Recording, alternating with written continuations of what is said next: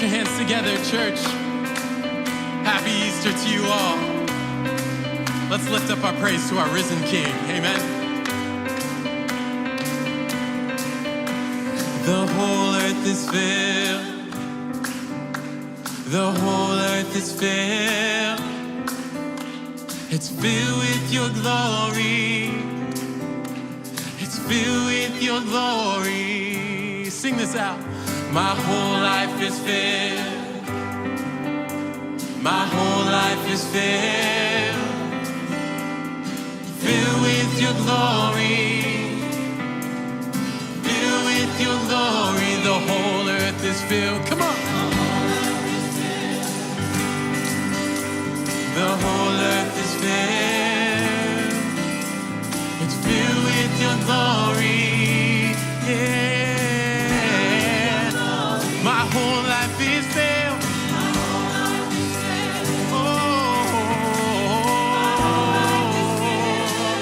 Filled with your glory. Oh, it's filled with your love. Your love is alive. Your love is alive. Your love is beating inside of my heart and my soul and my mind. Your love is alive. Your love is alive. Your love is beating me into the way and the truth and the life. Yeah.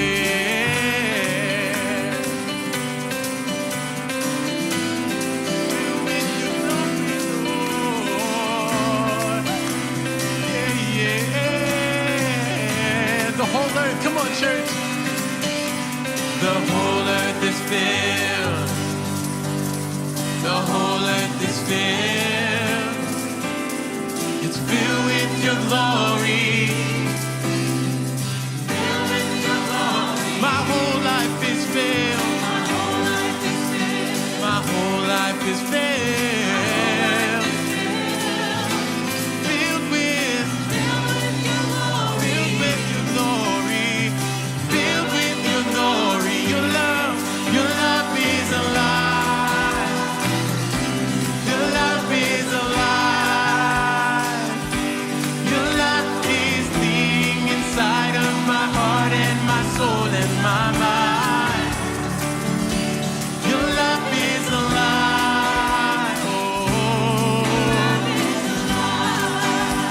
your love is leading me the way and the truth and the life. Reminded by darkness or lost out at sea. Even in death, you're always with me. Sing this. And when I am fearful, and when I am fearful, I won't be afraid. Your spirit remind me, your presence remains. Oh, the whole earth is filled. Put your hands together, come on. The whole earth is filled. Yeah. Filled with your glory. It's filled with your glory. My whole life is filled. Yeah, yeah.